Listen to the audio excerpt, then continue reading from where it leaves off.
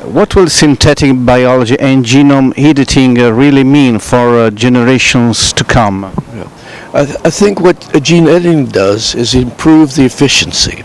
And efficiency is very important in terms of medicine. And I think what it will provide is new ways of doing medicine in people. As long as one sticks to the individual and sticks to working with the individual's organ, then I think it'll mean just better medicine. It'll provide new ways of finding a way, for example, to work on cancer and any other disease one thinks of.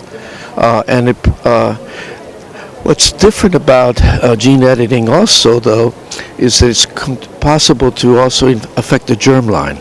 And there one has to be very careful because there's a huge distinction in medicine if you're treating the individual or if you're affecting future generations that have no choice in that matter.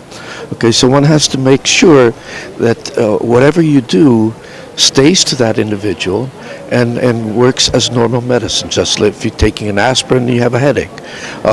Whereas if you're, if the aspirin affected your children, then you would have to have a different thought about it, but it doesn't.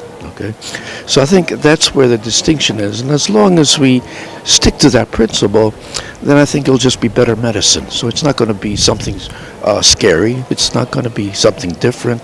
It's simply a new tool, a new technology. And from the birth of gene targeting to the analysis of human genome for the 21st century, is it today the medicine of the future?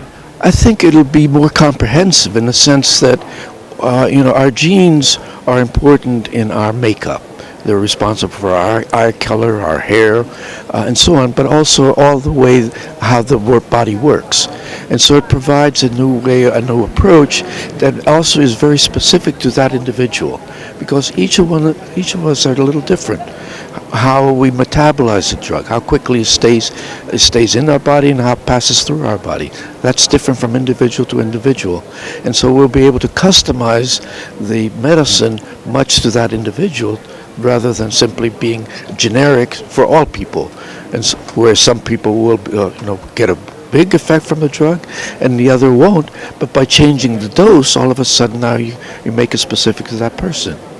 So I think it makes it much more specific, and I think it should be much better.